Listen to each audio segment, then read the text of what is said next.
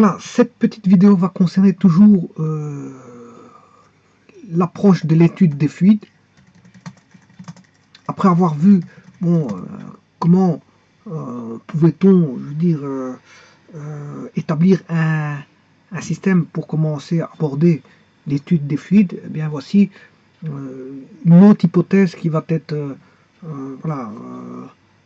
émise, et non des moindres, puisqu'en fait l'étude des fluides, ce seront des fluides, comment on appelle ça, les fluides seront considérés comme des milieux continus. Voilà, les fluides, l'hypothèse c'est que les fluides seront, ici pour l'étude, dans l'étude des fluides, on fera le choix de l'hypothèse de traiter en tant que fluides seront des milieux continus. Voilà, donc vous voyez que c'est une hypothèse importante et non des moindres. Donc vous voyez qu'on commence à émettre des hypothèses dans la définition de fluide. On émet donc dans la définition que je pourrais apposer en finalité, parce que je n'ai pas encore apposé de définition, je suis en construction de la définition du fluide. Et pour ça, il faut émettre des hypothèses, il faut établir certaines choses, et après on pourra établir une définition formelle. Pour l'instant, je ne suis pas encore à la définition formelle. J'ai juste vu une vidéo qui permet peut-être d'avoir des outils pour étudier, avoir des... Voilà, différencier tout d'abord les comportements des solides et des fluides, et qu'à partir des solides qui possèdent leurs lois et leur façon d'étudier les solides, on prend les outils pour étudier les solides pour se mettre à élaborer des théories qui sont plus ou moins similaires à celles vues par les solides, avec plus ou moins les mêmes outils. On s'accapare les outils, c'est pas un vol, loin de là, parce que je vous dis que les sciences sont universelles, on peut échanger, ça s'échange d'un milieu à un autre. Vous pouvez passer de la mécanique du solide à la mécanique du fluide sans aucun problème, en prenant tout ce qui existe déjà à la mécanique du solide et en l'adaptant. Donc pour l'instant, je n'ai rien fait d'autre que de dire que, d'élaborer les domaines où on pouvait étudier la mécanique des fluides, ils peuvent s'étudier dans de nombreux domaines. J'avais dit dans l'autre vidéo que comment élaborer des systèmes et quels étaient les paramètres qui pouvaient rentrer en jeu dans ces systèmes-là. Alors on pouvait avoir un fluide de repos en mouvement. Voilà, un fluide de repos en mouvement. Et beaucoup d'hypothèses peuvent venir se rajouter à tout ça. Alors maintenant, qu'est-ce qui faisait qu'on avait un fluide en repos en mouvement? Si vous allez voir la vidéo précédente, j'avais pris un solide, j'étais parti d'un solide, j'avais fait une coupe sur le solide, j'avais pris un volume ou un cylindre. Attention que c'est pas un tuyau, c'est pas un tuyau. Enfin ici, c'est un solide ici, c'est juste un solide. On prenait un solide et on démarrait l'étude avec des forces. On avait des forces, une force qui est appliquée sur toute une surface. Voilà, on avait pris un volume qui était un cylindre, j'avais fait une coupe. Et j'avais dit que il y a des forces qui s'appliquaient, je veux dire, sur la surface, sur la base du cylindre. Sur la base du cylindre. Et à partir de ça, on se rendait compte qu'il y avait cette force était décomposable en une force normale, voilà, et une force tangentielle. À la surface, bien sûr, S. La surface, c'est ce qu'on... La surface, c'est la surface qu'on voit en regardant, voilà, de ce côté-là.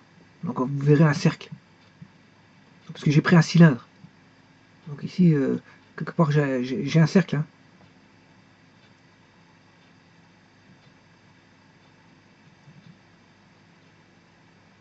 Voilà, j'ai un cercle. C'est la base. Donc en regardant, on a un cercle, et bien sûr, il y a toutes des forces qui s'appliquent sur cette surface. Et bien sûr, on peut représenter par un vecteur une force qui va s'appliquer au centre qui est la force normale.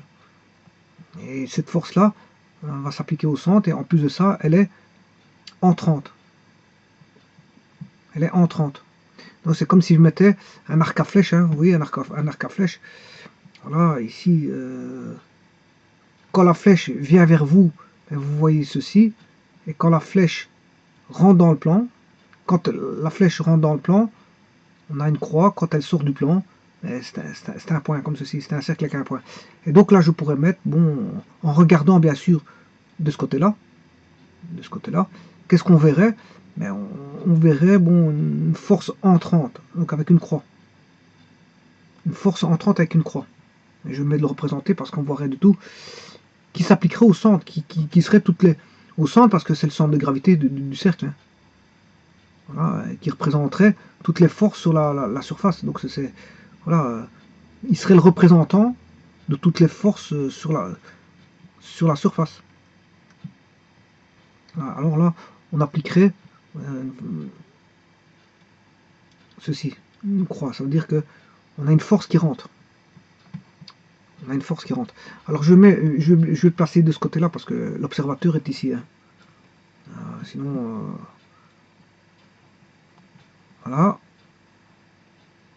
Voilà, l'observateur verrait ceci. Donc une force qui rentre. Et cette force, elle est là. En regardant la facette, cette force s'applique au centre de la surface. Voilà, et dirigée voilà, vers l'intérieur.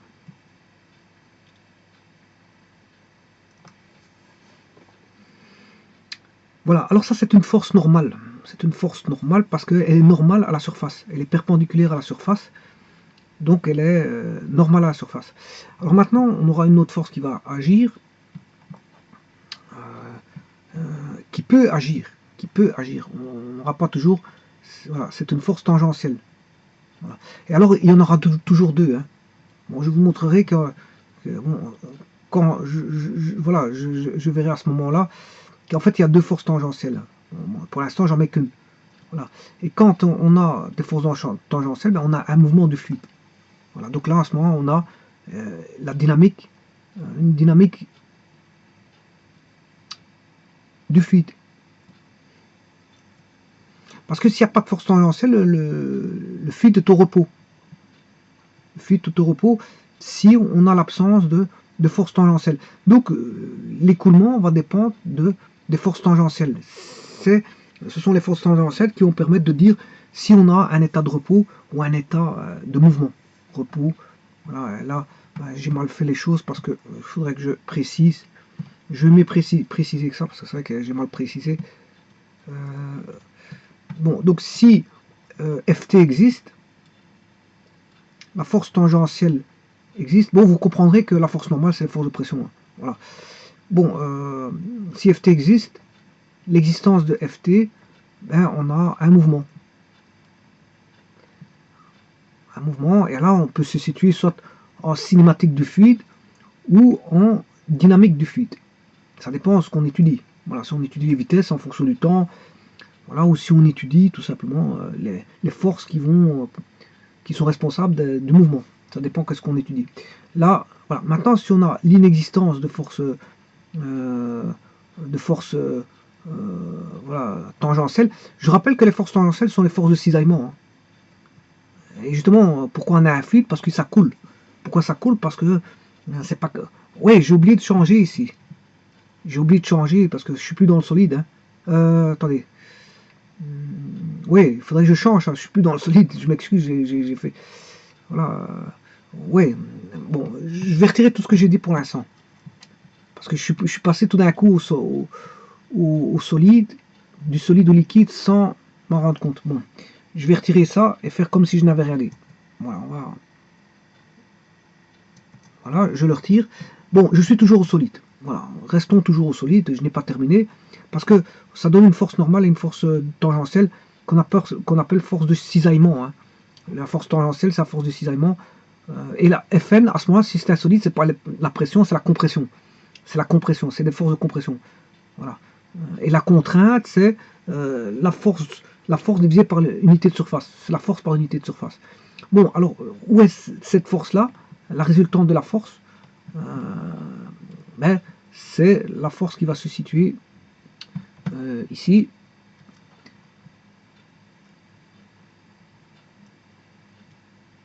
Voilà. Et la force, elle est là. Elle va de là à là. Voilà. Ça, c'est la force appliquée sur la surface. Sur la surface, voilà, c'est la force intérieure au solide. La force intérieure au solide. Donc, vous voyez qu'elle est composée d'une force tangentielle, qui est la force de cisaillement, et là, d'une force normale, qui est une force de compression. Compression. Voilà.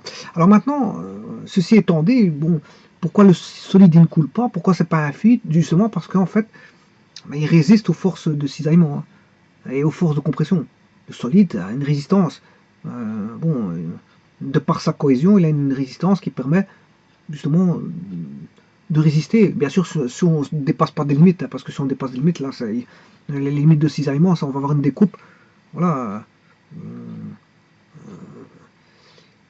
Donc il ne faut pas dépasser des limites de résistance, c'est ça que je veux dire. Alors, maintenant, je vais passer au liquide, parce que je m'excuse, à un moment donné, j'ai mélangé liquide et solide, je ne sais pas pourquoi, je suis passé de l'un à l'autre. Maintenant, je vais mettre le liquide. Alors, si je mets en tant que liquide, maintenant je suis bien en tant que liquide, là, à ce moment-là, on a l'existence de, voilà, de forces tangentielles qui sont des forces de cisaillement, qui restent des forces de cisaillement, des forces normales, qui ne sont plus des forces de compression, mais des forces de pression. Voilà, des forces de pression. Pour les liquides, c'est des forces de pression. Et alors, à ce moment-là, s'il existe justement des forces de cisaillement, donc des forces tangentielles, à ce moment-là, on a ça coule. Ça coule, donc c'est en mouvement. Le fluide est en mouvement. Voilà. Et s'il est en mouvement, ben, on peut traiter soit la dynamique ou la cinématique suivant ce qu'on veut étudier. Alors maintenant, s'il n'y a pas de force tangentielle, à ce moment-là, ça ne coule pas. C'est immobile. Immobile. Le fluide il est au repos. Et là, on est en statique du fluide. On est en statique du fluide.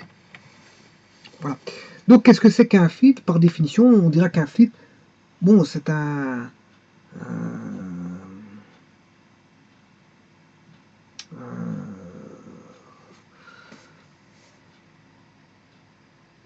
tout d'abord, ce sera un corps ou une substance. Voilà, c'est un corps ou une substance qui sera soit un liquide ou un gaz qui possède, contrairement au solide, la propriété de s'écouler. Parce que ça, c'est dû aux forces de cohésion. Voilà, pour le liquide, pour le solide, on a une résistance des forces de compression vis-à-vis des forces de compression, des forces de tangentielles qui sont des forces de cisaillement. Mais pour le liquide, là non, quand on a des forces de cisaillement, bon, ça coule. Il n'y a pas de résistance, et donc il y a un mouvement. Maintenant, s'il n'y a pas de force tangentielle, c'est que le liquide est au repos. Le liquide est au repos. Voilà, donc qu'est-ce que c'est qu'un fluide? On a défini un fluide dans la vidéo précédente, enfin j'avais défini un fluide dans la vidéo précédente, comme étant une substance, le fluide, qu'est-ce que c'était? Ben, c'était une substance, soit liquide ou gaz, qui possédait, contrairement au solide, la propriété de s'écouler. Donc tout était en rapport avec les forces de cisaillement, c'est-à-dire les forces tangentielles, et donc la définition de pouvoir s'écouler, mais il ne s'écoule pas forcément, parce que le liquide peut être au repos. Mais s'il est susceptible de s'écouler, à ce moment-là, c'est un fluide. Voilà. Un fluide peut s'écouler. Bon, voilà, ça c'était la définition donnée par la vidéo précédente. Un fluide était, voilà, la propriété de s'écouler. Bon, mais maintenant je fais une hypothèse supplémentaire. je vais considérer des fluides continus. Donc, je vais considérer le fluide comme étant un milieu continu. Un milieu continu. Donc maintenant, j'avais une petite définition après la vidéo précédente, mais qui se peaufine parce que je considère maintenant que j'ai un fluide qui sera considéré comme un milieu continu. Voilà.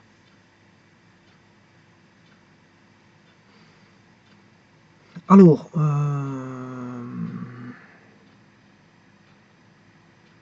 tout d'abord, qu'est-ce qu'on entend par milieu continu? C'est d'abord ça qu'il faut se poser comme question. Et pourquoi prendre l'hypothèse, je veux dire, de l'utiliser comme fluide, comme milieu continu? Pourquoi? Qu'est-ce que c'est qu'un milieu continu et pourquoi prendre l'hypothèse, voilà, hypothèse, pourquoi faire cette hypothèse de prendre un milieu continu? Le fluide sera un milieu continu. Bon, alors je vais déjà émettre la raison pour laquelle on va prendre l'hypothèse que le fluide est un milieu continu. Ainsi, si je considère que c'est un milieu continu, ben, on pourra juste appliquer les lois de la mécanique. Donc on pourra les décomposer, si vous voulez, en parallélépipèdes élémentaires de volume infiniment petit. Donc on parlera d'accroissement et de limites d'accroissement qui sont des dérivés ou des différentiels. On verra bien. On verra bien si on a un rapport ou pas. Donc on pourra parler d'accroissement des différentiels. Donc on aura des études ici qui seront de type positionnel. Voilà, positionnel à un point. On aura une position d'un point. On aura du temporel s'il y a une vitesse. Voilà, on aura des vecteurs. Et donc, bien sûr, des repères liés aux points, aux différents points, mais un vecteur aussi qui permettra de décomposer des composantes vectorielles. Sur, par exemple, si on est dans l'espace, un axe x, y, jk, qui est un axe trirectangle direct, c'est-à-dire un repère orthonormé dans l'espace. Ou quand on mettra, voilà, on fera tourner un tire-bouchon du vecteur i vers le j, ben, il fera monter le vecteur k vers le haut. Voilà, là il est direct. Bon, il existe plusieurs, ça dépend comment on voit. On peut créer plusieurs vecteurs. Je peux créer pas mal de vecteurs, hein, enfin de repères trirectangles. Hein. J'en prends un qui n'est pas direct, par exemple, hein, j, k. Oui, celui-ci il est direct. Je m'excuse, il est direct. Pourquoi? Parce que si je mets de i vers j, j'ai le k qui va par là. Bon, il est direct, je m'excuse, j'ai pas fait exprès. Alors, je vais en prendre un autre. Alors, on va mettre, si je mets le k, je vais mettre le k ici. Voilà, le j, si je mets le i ici, il n'est pas direct. Là, celui-ci n'est pas direct. Voilà. Parce que si je fais tourner le i vers j, le tire-bouchon va me faire, va aller vers le bas. Va me faire, voilà, il va s'orienter vers le bas le tire-bouchon, enfin la pointe du tire-bouchon. Ce qui veut dire que le vecteur k serait là, c'est pour avoir un vecteur direct. Enfin, pour avoir un repère direct. Donc, qui traite les vecteurs directs ou pas, on peut avoir des vues dans n'importe quelle direction, c'est AutoCAD. AutoCAD travaille dans l'espace, bon, et permet, comme tout ce qui est ce qu'on appelle voilà, des logiciels qui travaillent dans l'espace, permettent d'avoir plusieurs repères. Hein. On peut avoir des repères qui ne sont pas forcément des repères directs. On n'est pas obligé de travailler avec un repère direct. Par contre, bon, ici, bon, quand on a une assemblée d'étudiants dans les écoles, fatalement, il faut commencer à harmoniser les choses. Hein. Il n'y en a pas un qui va dessiner un repère à sa façon, l'autre un repère à son autre façon. Et puis après, pour trouver les bons résultats, il faudra peut-être faire des transformations de repères. Bon, il faut clarifier les choses dès le départ. Hein. On a une base IJK orthonormée, c'est-à-dire IJK en même échelle. Même échelle, et voilà, on a un repère direct, et il est très rectangle. Donc il y a plusieurs conditions qui font que tout le monde aura le même repère, tout le monde aura les mêmes équations dans ses repères, et tout le monde devrait avoir le même résultat. Comme ça, bon, quand on est dans une assistance avec beaucoup d'étudiants, ben, il n'y en a pas un qui a une réponse qui vaut autant et l'autre qui vaut autant et qu'il faut corriger, je veux dire, 50 000 résultats. Voilà, donc à ce moment-là, on harmonise vis-à-vis des classes, au niveau des étudiants, on harmonise, je veux dire, on met des règles, on positionne. Sinon, ça donne, si on fait des sciences avec, bon, en faisant n'importe quoi, bon, on aura du n'importe quoi. Voilà, il faut harmoniser, la science s'harmonise aussi, hein. Elle se standardise. Quand on parle d'une panoplie d'étudiants, ben, il faut standardiser les choses. Parce que s'il y en a un qui commence à utiliser sa convention avec un moins, et l'autre qui commence à utiliser une autre convention qui n'est pas la sienne, et l'autre qui fait sa convention à lui, qui. Voilà, bon, ça donne du n'importe quoi. Voilà. Alors, donc, ici, on va travailler, je veux dire, en mécanique des fluides qu'avec des repères orthonormés directs. Orthonormés directs. Voilà. Voilà. Donc, on aura des grandeurs, position, temps, bien sûr des grandeurs qui vont se mettre dans un repère à 3 dimensions, des vecteurs qui vont se décomposer dans des repères rectangles directs, voilà, des repères vectoriels, hein, parce que moi je distingue le repère vectoriel du repère voilà, de points. On peut mettre des points dans un repère vectoriel, on peut mettre des vecteurs dans un repère normal, d'accord, mais il faut mettre les vecteurs de base, IJK. Une fois que vous mettez les vecteurs de base IJK, il peut je veux dire, être utilisé en tant que pour mettre des points ou des vecteurs, de faire des décompositions de vecteurs ou de points, ça c'est pas un problème. On peut mettre tout dans un même repère. Dans un même repère. Voilà, on va pas mettre 50 000 repères non plus pour représenter chaque chose. Voilà, si on sait mettre tout dans un même repère, on met tout dans un même repère. Donc, si ça coule, ben, il y a une vitesse, hein, il y a une vitesse moyenne, maximale, peu importe, vitesse instantanée, etc., etc. Alors, donc je vous ai dit que on va prendre le fluide comme un milieu continu. Un milieu continu, euh, voilà, pour appliquer, je veux dire, voilà, les lois de la mécanique. Et ainsi, on pourra assimiler, je veux dire, certaines décompositions au travers de systèmes déjà qui sont utilisés en mécanique, du solide, bien sûr, quand je dis mécanique, c'est mécanique du solide, et l'appliquer à la mécanique des fluides, ici, à la mécanique des fluides. Donc, je pense à des volumes spécifiques, hein, comme j'ai montré dans la vidéo précédente, concernant les systèmes. On va implémenter des systèmes, voilà, parallélépèdes rectangles, tétraèdres, peu importe. Vous allez voir ce qu'on peut mettre, hein. Voilà, mais bon, on pourrait faire des études sur des parallélépèdes rectangles, et c'est pour ça qu'on prend un fluide, voilà, euh, qui sera considéré comme un milieu continu. Voilà, c'est la raison pour laquelle on émet cette hypothèse-là, pour se rattacher à la mécanique. À la mécanique. Euh, à la mécanique.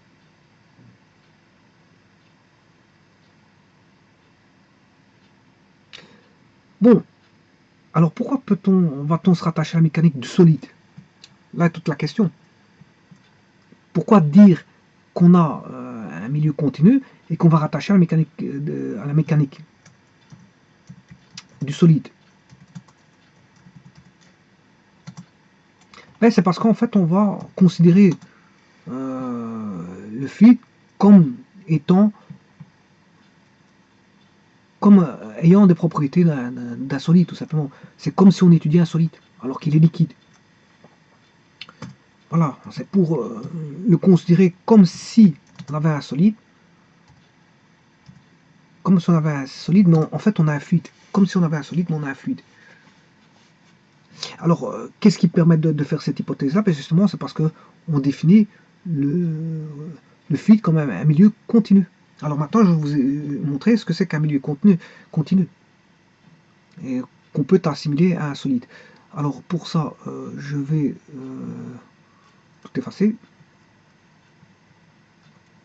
Voilà. Alors, qu'est-ce que c'est qu'un milieu continu?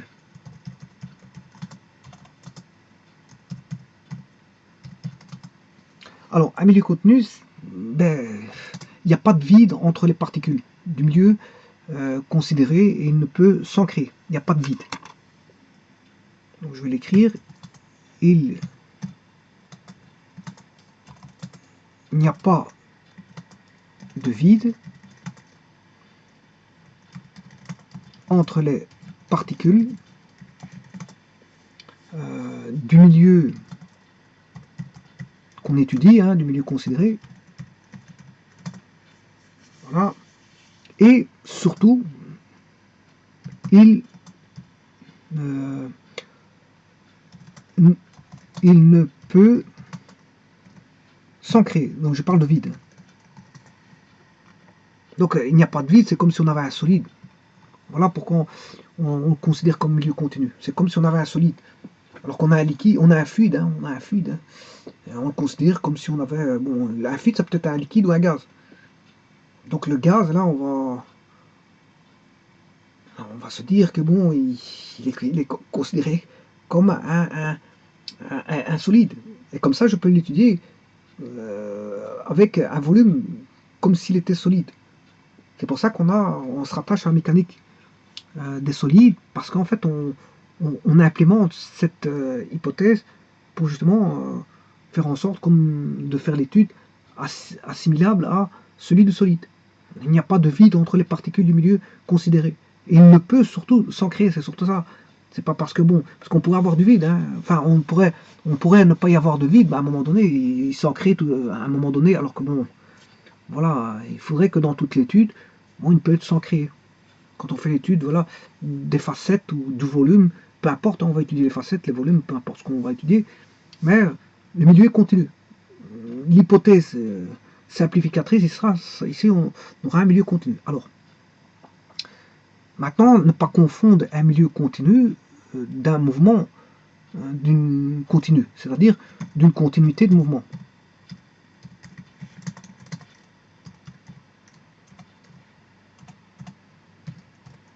Voilà, d'une continuité. Il ne faut pas confondre les deux. Parce que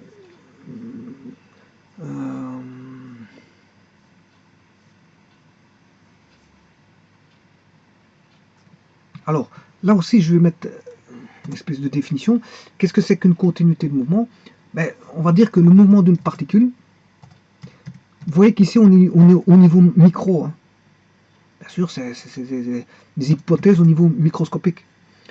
Donc, le mouvement d'une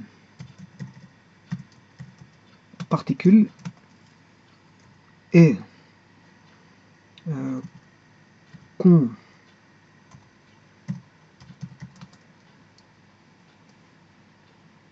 continue pour passer d'une position à l'autre. Pour passer d'une position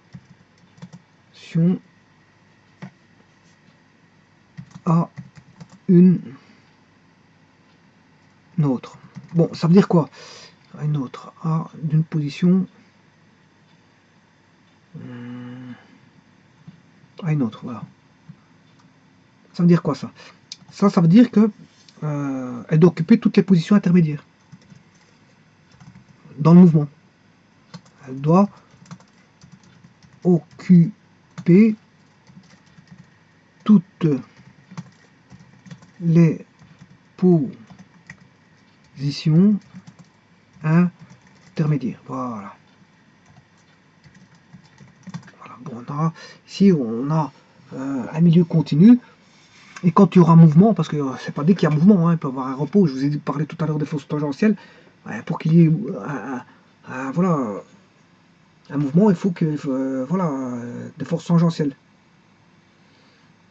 Si on n'a pas de force tangentielle, on est au repos. Donc on n'a pas de continuité de mouvement, on ne sait pas avoir de mouvement parce qu'il est au repos. Donc la continuité de mouvement se rapporte bien sûr lorsqu'il y a mouvement.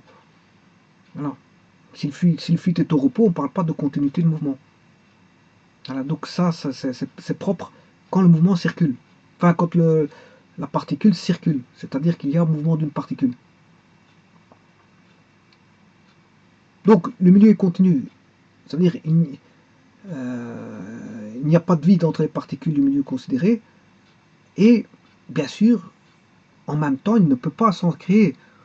Il ne peut pas s'en créer, je veux dire, durant l'étude. Voilà, pendant qu'on a fait, quand on a les résultats, bon après on s'en fout de ce qui se passe. Hein. On fait une photographie du système à un moment donné. Bon, c'est le système qui nous intéresse. Voilà, le système est, voilà, s'il a changé, ben s'il a changé le système, on a un autre système. Hein. Bon, il a évolué vers un autre système. Hein. Donc à ce moment-là, voilà, Le système a changé.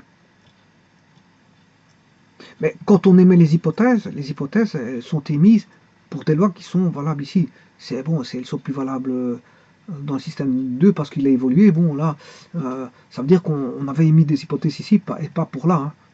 Voilà. Donc voilà, quand on fait l'étude, l'étude du système, on a toutes les lois.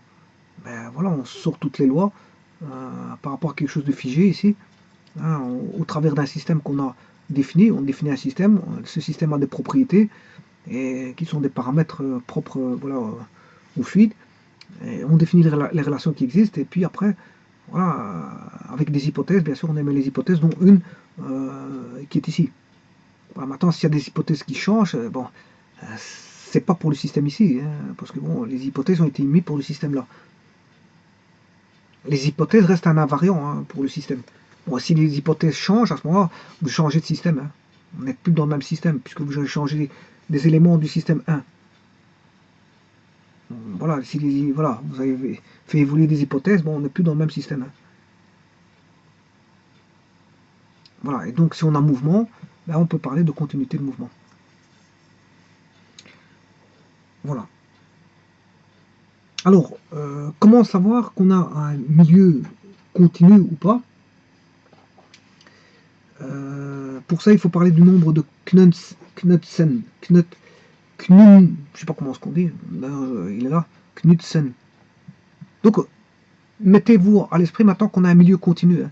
Voilà, et qu'on a une continuité, non pas de service, mais une continuité de mouvement en cadre de mouvement.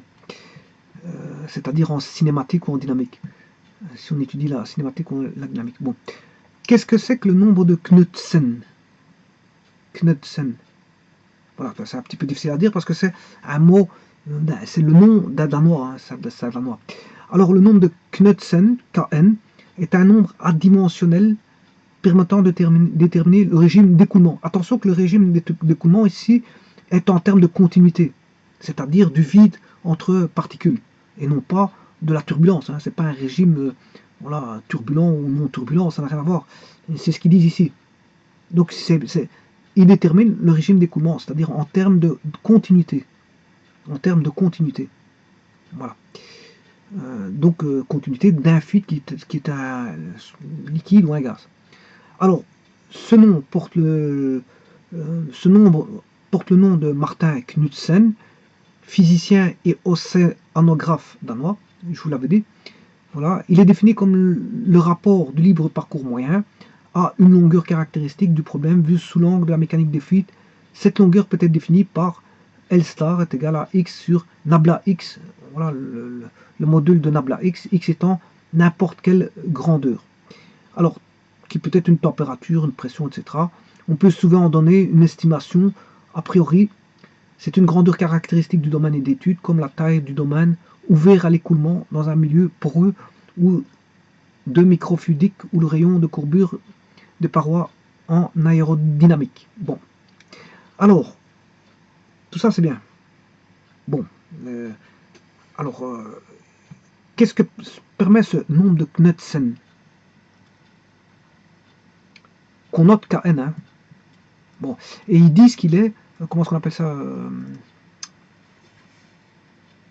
je sais plus comment est-ce qu'on appelle ça,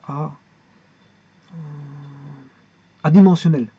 Adimensionnel, ça veut dire tout simplement, bon, il n'y a pas de dimension. Hein.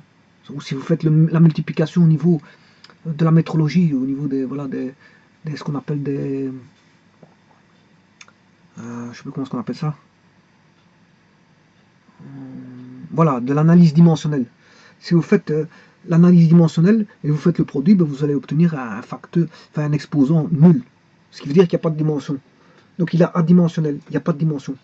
Et d'ailleurs, je vais le voir tout de suite, parce qu'ici, ils disent que ce nom porte le nom de... Voilà, c'est un rapport qui est le libre parcours moyen. Voilà, on va marquer ça.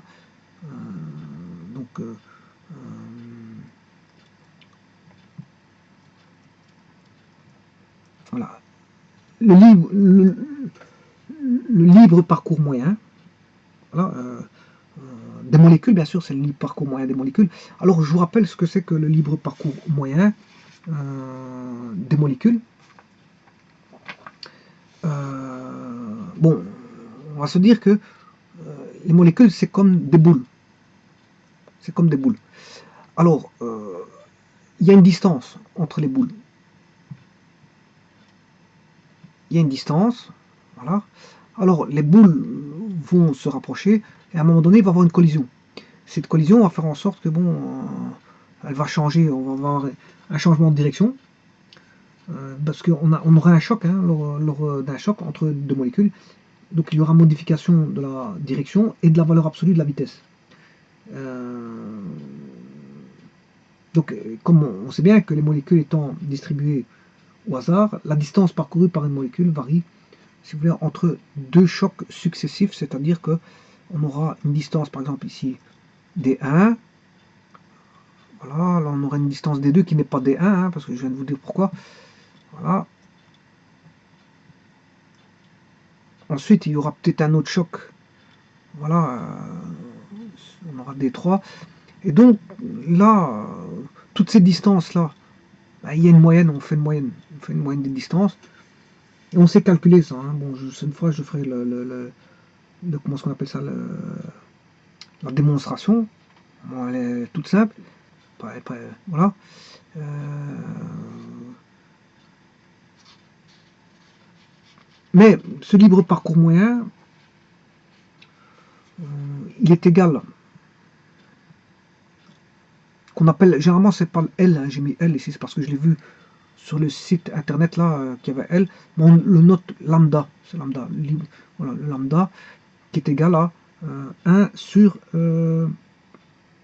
N, voilà, parce qu'il faut tenir compte de la densité moléculaire, hein, moléculaire, voilà, qui est N, voilà, densité moléculaire. C'est un nombre de molécules dans un volume, si vous voulez. Et alors, bon, on étudie le nombre de chocs qui vaut N pi d carré L. Voilà, N pi d carré L. Le nombre de chocs, c'est N pi d carré L. Voilà, et là, on a un L et le L se simplifie. Voilà.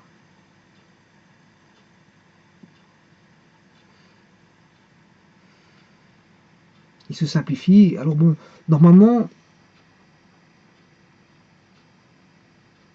si on tient compte précisément du mouvement de toutes les molécules, à ce moment-là, il y a un radical 2. Il y a un racine de 2, si vous voulez. Je ferai la démonstration ici, je suis en train juste de vous montrer un petit peu comment ça va. Bon, le but, c'est pas de faire la démonstration sur le libre parcours moyen. Voilà. Et donc, on a un racine 2 si on veut être plus précis. Et ça, c'est ce qu'on appelle la section efficace. La section efficace. En d'autres termes, il est là. Il est ici. Voilà.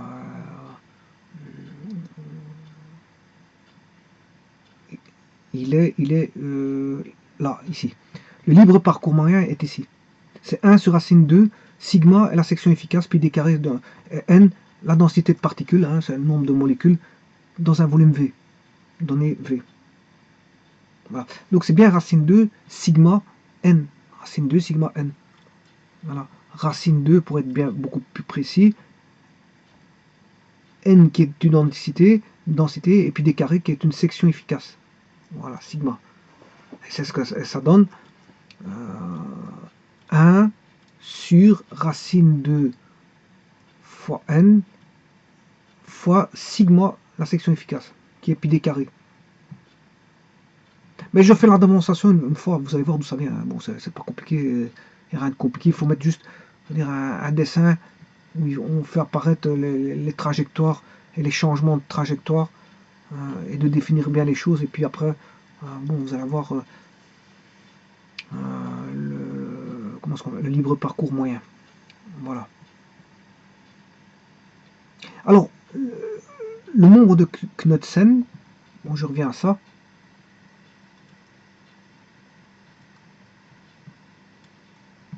Vous dites que c'est un le libre parcours moyen, d'après ce que je viens de vous expliquer en gros, c'est le libre parcours moyen divisé par, on va dire, une dimension caractéristique de la particule fluide. Voilà, une dimension caractéristique de la particule fluide, et ils vous ont dit que ce que c'était. Hein. Voilà. Donc, on a la longueur de référence macroscopique liée au problème. Voilà, on a une longueur de référence macroscopique qui est liée au problème. Ça dépend du problème, hein, ils vous le disent. Donc, qu'est-ce que c'est que le L? Ne cherchez pas trop, c'est pas quelque chose de bien précis, c'est quelque chose en fonction, voilà, du problème, de la définition du problème. Cette longueur peut être définie par L star, x sur nabla x, où x étant, enfin, c'est le module de nabla x étant n'importe quelle grandeur, hein, voilà, n'importe quelle grandeur, ils vous le disent ça.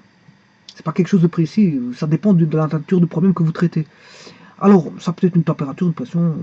On peut souvent donner une estimation, a priori, c'est une grandeur caractéristique du domaine d'étude, comme la taille du domaine ouvert à l'écoulement dans un problème de milieu poreux, voilà, ou de microfluidique, ou le rayon de courbure de paroi aérodynamique.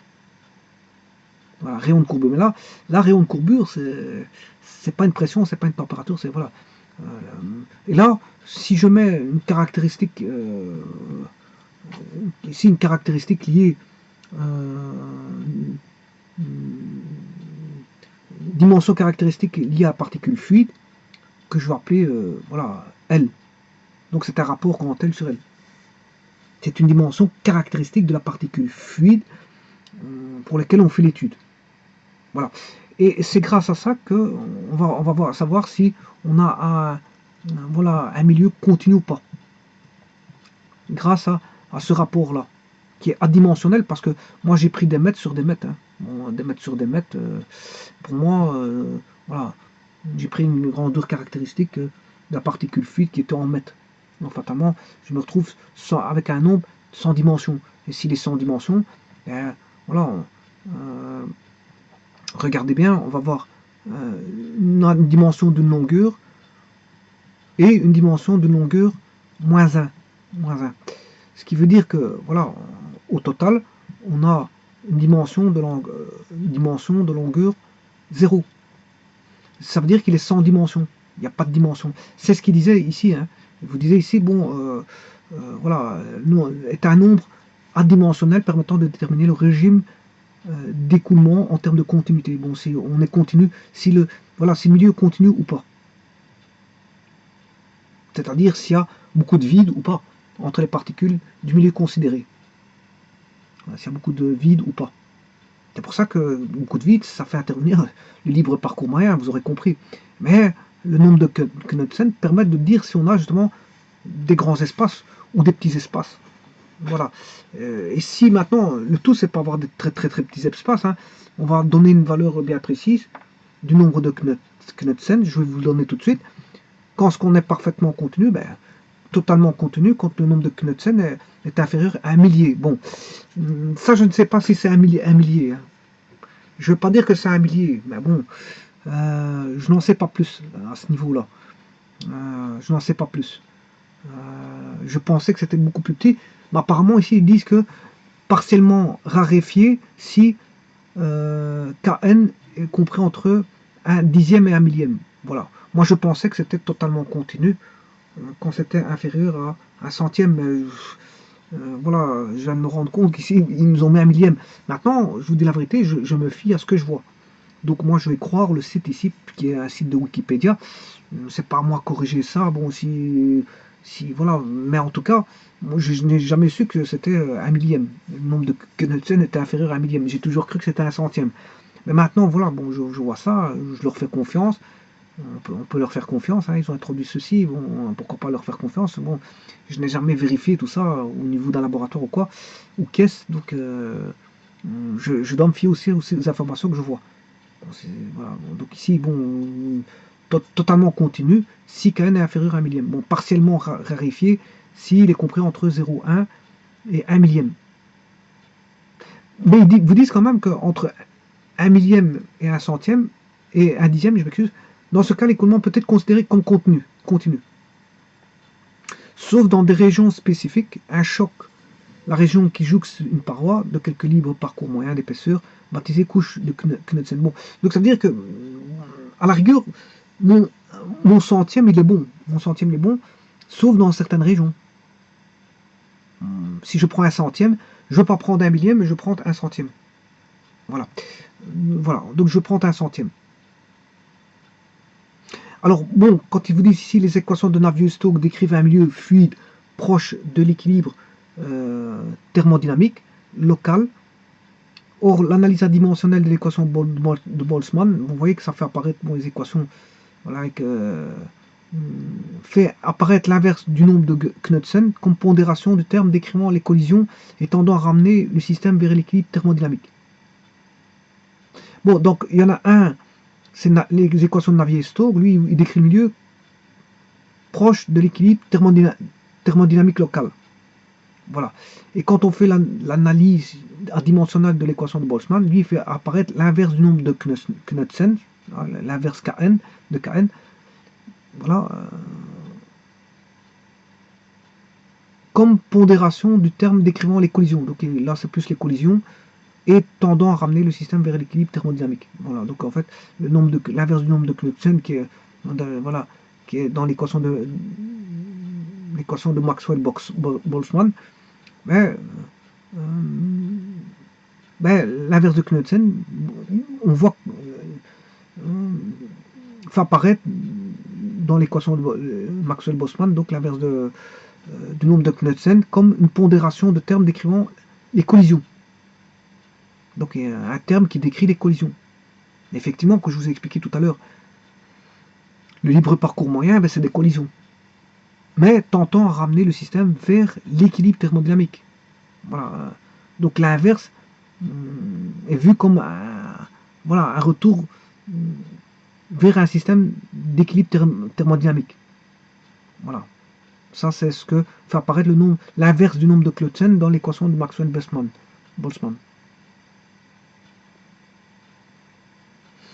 Bon. Moi, je prends un centième, et non pas un millième. Pour voir si le milieu continue ou pas. Mais avant toute chose, je vais vous montrer ici les relations d'autres nombres adimensionnels, c'est-à-dire sans dimension. Si on prend par exemple la température, on va prendre la température ici, voilà, on prend la température, la longueur de référence macroscopique est liée au problème. Donc là, le L, c'est le... Ouais, ici ils ont mis grand L, mais moi j'ai mis petit L. Hein. Voilà, moi j'ai mis petit L. Hein. Voilà, j'ai mis petit L. Pour moi, le grand L, c'est le libre parcours moyen. Je m'excuse, bon, je n'ai pas fait comme dans la vidéo. Voilà, enfin comme dans, je m'excuse, le site ici. Le petit L pour eux c'est le libre parcours moyen et pour moi le grand L c'est le libre parcours moyen. Par contre pour eux, pour le site ici, la longueur de référence macroscopique liée au problème c'est grand L star. Moi c'est petit L. Voilà. Alors la vitesse moyenne macroscopique c'est C star. Voilà. Et attention que la vitesse moyenne, ouais, c'est parce qu'en mécanique de fluide la vitesse c'est C. Hein. Voilà, c'est pas la vitesse de la lumière, ça n'a rien à voir. On n'est pas dans la théorie des ondes ici. Hein. Voilà, donc on a ici c'est la C, c'est la vitesse. Par contre, le V c'est le volume. Vitesse moyenne. Oui, le V peut-être le volume, mais ici c'est une vitesse de référence. Le V, grand V, c'est une vitesse de référence. Bon, alors maintenant, à partir de ces paramètres-là, température, longueur de référence macroscopique liée au problème, masse volumique, libre parcours moyen, vitesse macroscopique et vitesse de référence, alors ils définissent, si vous voulez, la vitesse du son pour un gaz. Alors, la vitesse du son pour un gaz demande une constante R et une autre constante gamma. Bien sûr, une racine carrée, mais tout ça on s'en fout, c'est des constantes, une racine carrée de constante, voilà. Mais ça demande la température. Voilà, ça va jouer avec la température ici. Voilà. Ça, c'est la vitesse du son. Alors, la viscosité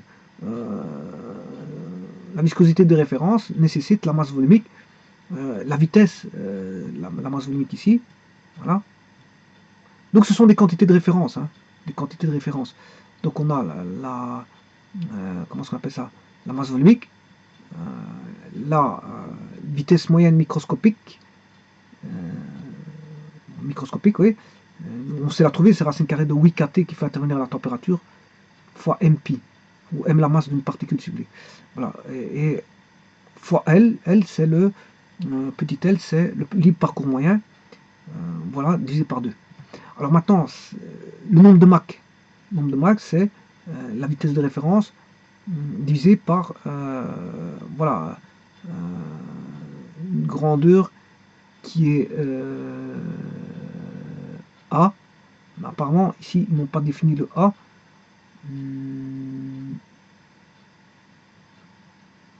Oui, ils n'ont pas donné le A ici, en fait. Voilà. C'est un problème. Ils n'ont pas donné le A. Alors, le nombre de Reynolds, c'est la masse volumique fois une vitesse de référence fois libre parcours moyen divisé par mu. Par mu. Ouais, mu, c'est une viscosité. Alors, le nombre de Knudsen, c'est L sur petit L sur grand L. Mais moi, j'ai l'inverse, hein, c'est grand L sur petit L. Et alors, on en déduit la relation de Von Karman avec, bon, qui est le nombre de Knudsen, c'est le nombre de Mach sur le nombre de Reynolds, racine carrée de gamma pi sur 2. Voilà. Ça, c'est la relation de Von Karman. Bon. Mais moi, c'est pas ça que je veux voir. C'est voir à partir de là, parce que ça, c'est le libre. Moi, j'ai pris grand L, le libre parcours moyen, et non pas petit L, parce que eux, ils ont, dans Wikipédia, ils ont le libre parcours moyen sur, voilà, la grandeur macroscopique en fonction du problème, L star. Moi, j'ai pris grand L et petit L. Et là, à partir de ça, je vais considérer que, bon, malgré tout, j'ai un fluide. Oui, c'est Kn. Je me suis trompé. Je vais rajouter le N ici. Kn, voilà. Le nom de Knudsen pour que on ait la continuité. Pour qu'on ait la continuité. Voilà. Alors, il faut que je débute à partir de ça. Et je vais considérer que c'est plus petit qu'un centième. Hein. Je vais considérer que c'est plus petit qu'un centième. On va le faire tout de suite. Voilà. Donc on a Kn est égal à donc le libre parcours moyen sur la grandeur caractéristique de la particule fluide, qui est petit l, en fonction du problème. Voilà. Alors moi je ne vais pas faire comme dans le site, je vais considérer que c'est un centième et pas un millième. Parce que ça c'est un millième, c'est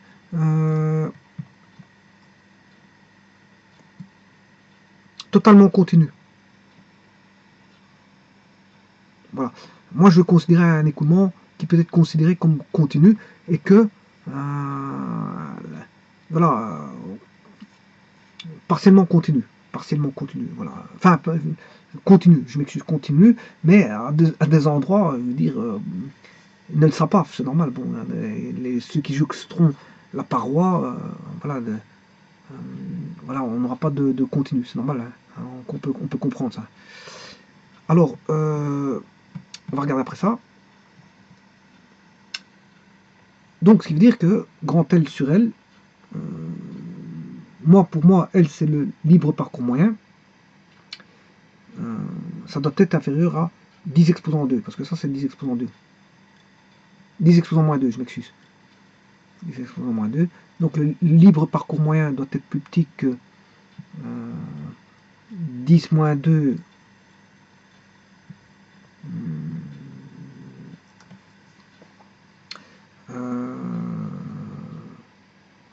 fois L.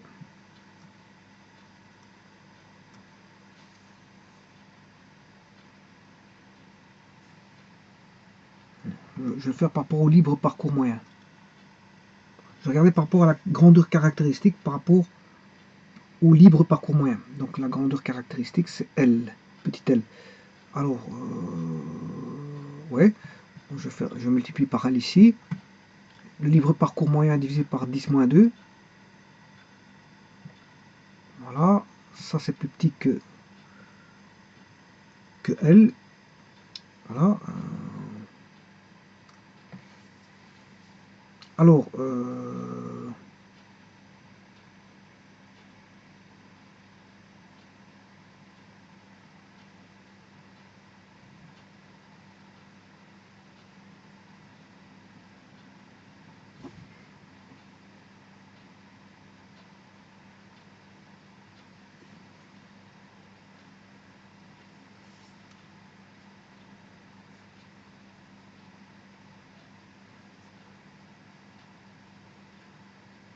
Bon, je vais regarder par rapport à ça.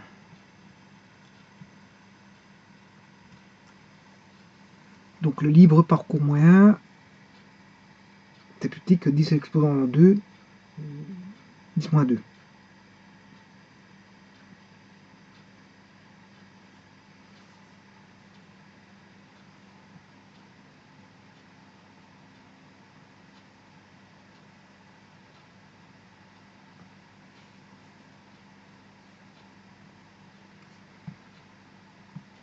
Je vais diviser par 10 moins 1. Si je multiplie par 10 moins 2, voilà, j'aurai 10 exposant 2 ici.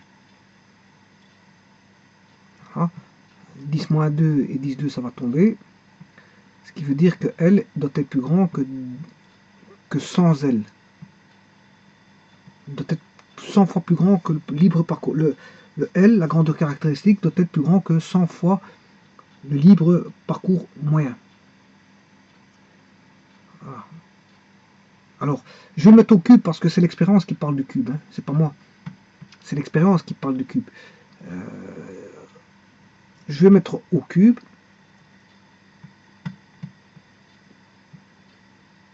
Si je mets au cube ici,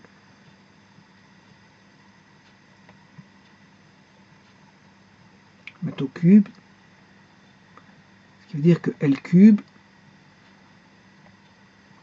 est beaucoup plus grand que 10 exposant 2, exposant 3, ça fait 10 exposant 6, ce qui fait 1 million de L cube. Voilà. Donc, la grandeur caractéristique L, pour que ce soit un milieu continu, le nombre de Knudsen qui doit être inférieur à un centième, voilà, il faut que la grandeur caractéristique mise au cube doit être supérieure à 1 million de fois le cube du parcours moyen. Du libre parcours moyen. Là, à ce moment-là, si on a ça, l'expérience nous dit qu'on est continu. On a voilà, un milieu continu. Voilà, si on a ça, on a un milieu continu.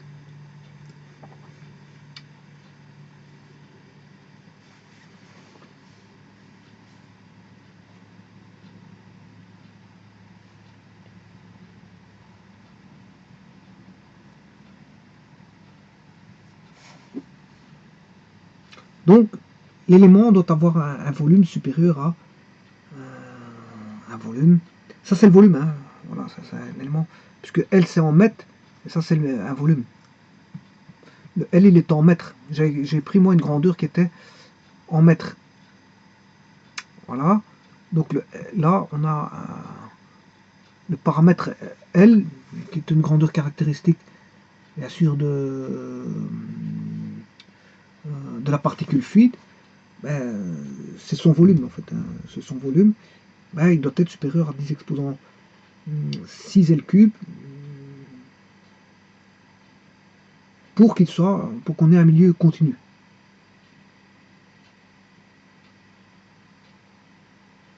Alors, cette condition-là, que je viens de mettre ici,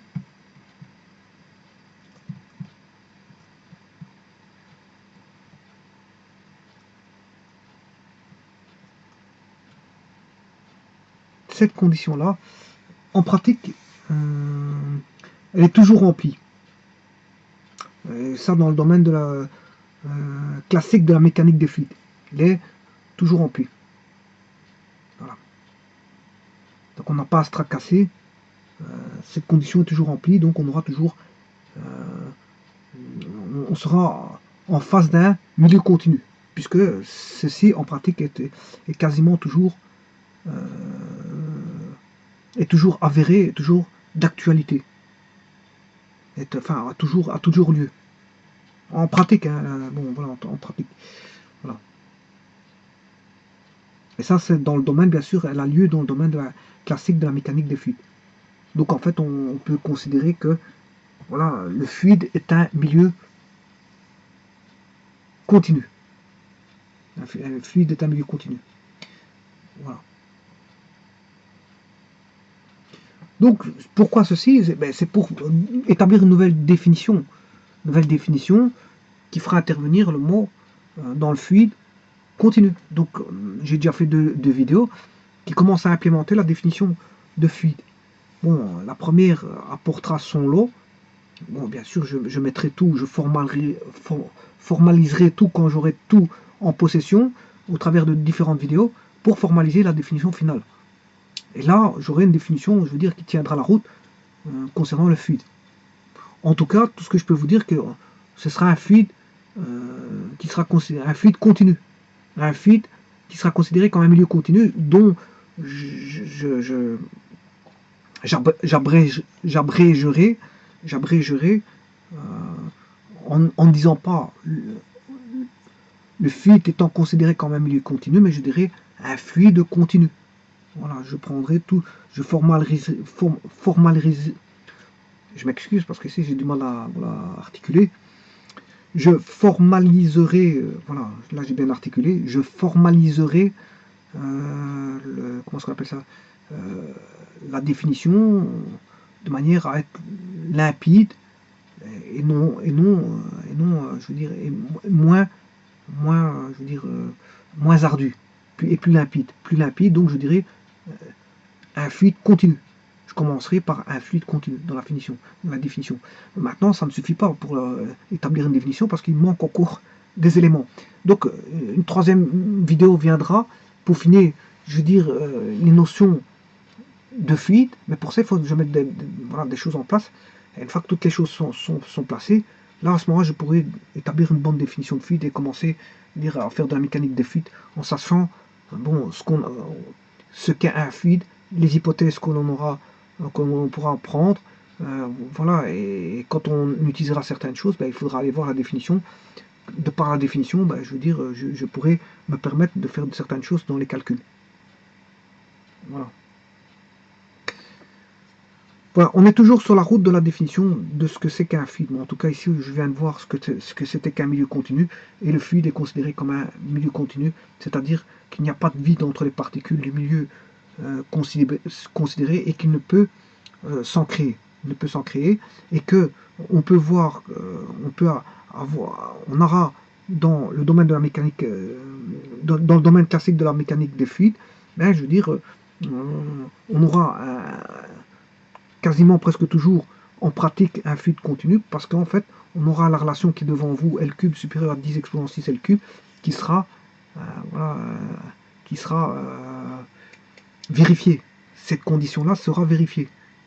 Elle sera vérifiée, donc on aura automatiquement d'office un fluide, un milieu continu.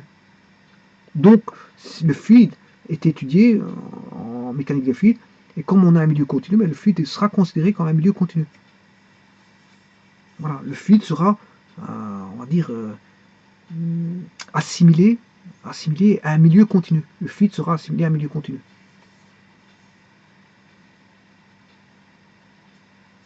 Voilà, et donc on peut faire l'étude soit du fluide au repos ou du fluide en mouvement. Voilà.